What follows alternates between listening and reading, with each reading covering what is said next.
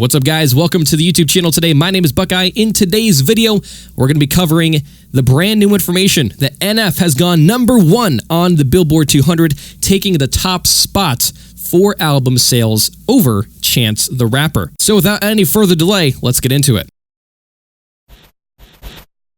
So, Chance the Rapper dropped his album The Big Day the same day that NF dropped his album The Search on July 26th. Only difference is that Chance dropped his album around noon and NF dropped his at midnight. So, NF has about 12 or so hours more time to be tracked than Chance, but that's not really a lot of time. Point is that Friday was a very competitive day for music. There was a lot of hip-hop artists that dropped their music on Friday, which obviously included NF and Chance the Rapper. But going into the projections for first week sales, everyone was assuming that it would be NF and Chance the Rapper being at the #1 and #2 spots.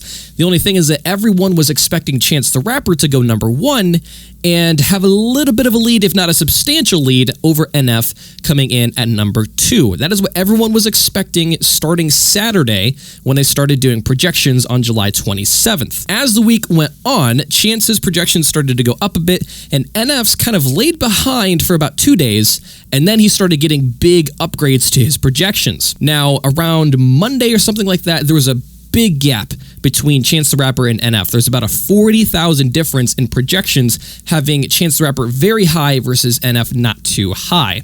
At this point, they had NF around the 95,000 suggested range. That's kind of where they had him. But then as the days continued on, NF started picking up a lot of steam, really growing in his projections, and Chance kind of stayed the same. He didn't really grow too much more. He kind of just mellowed out around the 115 to 125,000 range is kind of where they ended up having him for most of the week. But like I said, NF started to grow and grow and grow. Well, here we are. It is now Sunday of the following week. It is August 4th, and we have the official numbers from Billboard 200. Now, of course, Hits Daily Double already released their information, and they suggested that NF would beat, but when you kind of are looking at numbers in the music world, you kind of use Billboard as the benchmark to see what actual official numbers are, because it's just been that way for a long time, and Billboard does a great job. So, Billboard just released their numbers for the week, and it is official. NF has gone #1 on the Billboard 200, which actually, if any of you don't know, this is actually his second and consecutive album at #1 on the Billboard 200. His album from 2017, Perception, which later on went to go platinum, did #1 that week as well. But it was a bit of a surprise when that happened, because in 2017, when he dropped Perception, he only did 55,000 first week sales. It was a bit of an anomaly. There was not much going on in music at the time, and as a result, he was able to get #1. Now, some will say that, well, he beat Lil Pump, so it's a big deal.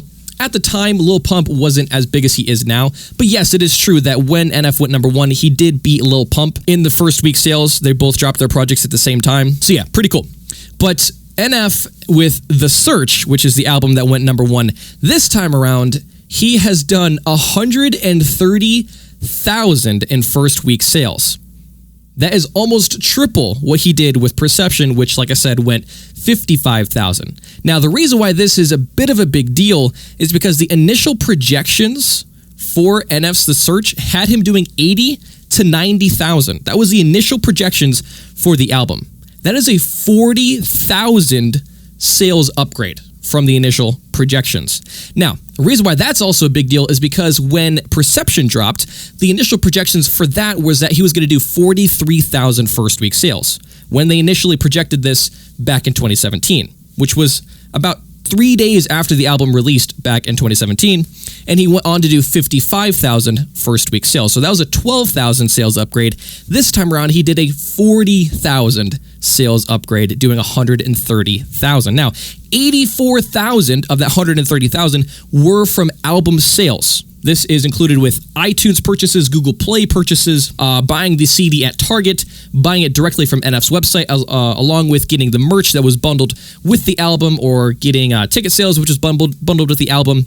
You could also get it from Amazon Music, was selling it for $3.99 for a couple days, I believe. There was a lot of different areas that you could get the actual full album itself, and that is what those 84,000 sales is from. And on top of that, he did 46,000 sales in streaming, which would be Spotify, Apple Music, things like that. So significantly more in album sales. That's a big deal, especially when we compare it to Chance the Rapper, because like I said, Chance the Rapper went number 2. And Chance, his total numbers ended up downgrading significantly from where they had him. The last projections that they had for Chance the Rapper, I believe, were 130,000. That's where they had Chance the Rapper projected just a few days ago. He ended up finalizing at 108,000. That is significantly under where they had him projected, but that's where he ended up being. So, when it comes to Chance the Rapper's album, he ended up doing so many more streams. The actual streams that Chance did dwarfed NF's by a large margin. 80,000 of the 108,000 that Chance the Rapper did was from streaming, and 27,000 was in actual album sales.